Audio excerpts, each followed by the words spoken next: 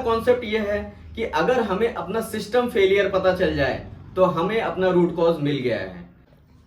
नमस्कार दोस्तों, मेरा नाम उज्जवल श्रीवास्तव है। द इंजीनियरिंग जोन में आप सबका स्वागत है। आज हम जिस टॉपिक पे डिस्कस करने जा रहे हैं वो है why why analysis. Why why analysis एक कॉमन टर्म जो आप रोज की इंडस्ट्रीज में आपको यूज करने को मिलता होगा, उसके बारे में आज हम जानेंगे। तो वाई वाई एनालिसिस क्या होता है मैं पहले ये बताता हूँ। एक ये प्रॉब्लम सॉल्विंग टूल है जिसकी मदद से हम अपने रूट कॉज को आइडेंटिफाई कर सकते हैं। जो हमारे प्रोसेस में और मशीन्स में जो फॉल्ट्स मिलते हैं उसके आइडेंटिफिकेशन के लिए हम इस टूल का यूज कर सकते हैं। अब आपके माइंड में एक क्वेश्चन आ रहा होगा कि रूट कॉज एनालिसिस है क्या।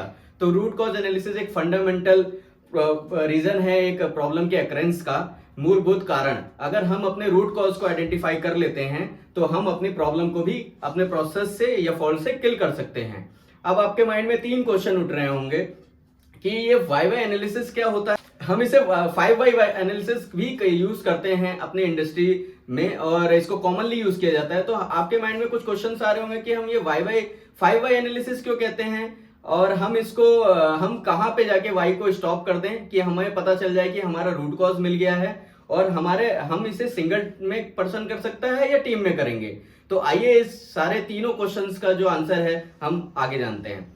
तो पहली बात है, ये 5 वाई एनालिसिस कहा जाता है तो ऐसा कुछ आपके लिए डिफाइंड नहीं है कि हम इसको 5 वाई एनालिसिस में ही करेंगे। ये 6 पे भी हो सकता है, 7 पे भी हो सकता है, 3 पे भी हो सकता है, 4 पे भी हो सकता है। ये आपकी कंडीशन पे डिफाइन करता है कि आपका जो आप क्वेश्चन पूछने का तरीका है, जो वाई आप पूछ रहे हैं वो कितना एक्यूरेट है आपका क्वेश्चंस में। तो हम पहला तो ये है। और दूसरा, हम जब आते हैं कि हम कहाँ पे पता चल जाएगा हमें कि हमारा वाई हमारा रूट कॉज हमें मिल चुका है। तो इसके पीछे 2 कॉन्सेप्ट्स हैं। पहला कॉन्सेप्ट ये है कि अगर हमें अपना सिस्टम फेलियर पता चल जाए तो हमें अपना रूट कॉज मिल गया है। मैं फिर से दोहरा देता हूं, अगर हमें अपना सिस्टम फेलियर प्रोसेस में या कहीं भी फॉल्ट्स मिल गए हैं, उसमें अगर कोई सिस्टम से रिलेटेड फेलियर दिख रहा है तो हमारा वाई वहीं पे स्टॉप हो जाना चाहिए, हमारा रूट कॉज वही होगा। सेकंड, अगर हमें वाई करते समय हमारा जो एक्शन है अगर उससे कोई हमें काइजन करने को मिल रहा है, अगर काइजन दिख रहा है तो हम उस चीज से ये आइडेंटिफाई कर सकते हैं कि हाँ, हम रूट कॉज तक पहुंच चुके हैं, हमारा एक्शन अप्रोप्रिएट है।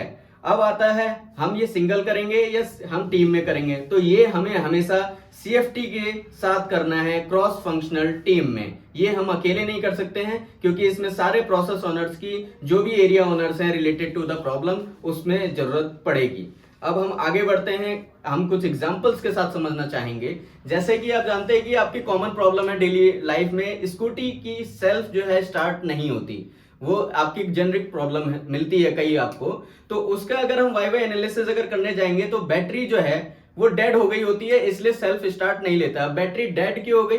क्योंकि वो कंटिन्यू यूज हो रही है। अब वो कंटिन्यू यूज क्यों हो रही है? क्योंकि जो उसमें रिले लगी है वो डिफेक्टेड है या खराब है। वो डिफेक्टेड खराब क्यों है? हम चौथे वाई में डिफेक्टेड खराब क्यों है? क्योंकि रिले की जो लाइफ थी वो ओवर हो गई थी।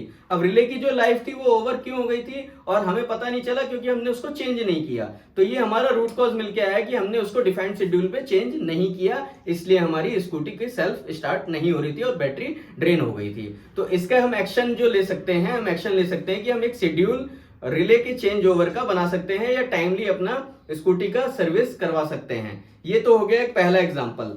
दूसरा एग्जांपल जो मैं सेफ्टी टर्म्स में लेना चाहेंगे, आप कहेंगे कि सिर्फ प्रोसेस की बात हो रही है, तो मैं सेफ्टी में भी वाई वाई एनालिसिस का यूज कर बताता हूं एक एग्जांपल। तो सेफ्टी में आप जैसे पर्सन है, अगर वो पर्सन फ्लोर पे चल रहा है, मशीन एरिया में चल रहा है और वो स्लिप हो जाता है तो उसके एक माइनर एक्सीडेंट या मेजर एक्सीडेंट होने का चांस रहता है। तो उसका अगर हम वाई वाई एनालिसिस करें तो पहला वाई निकल के आएगा कि फ्लोर स्लिपरी था और अनसेफ था, इसकी वजह से पर्सन स्लिप हुआ।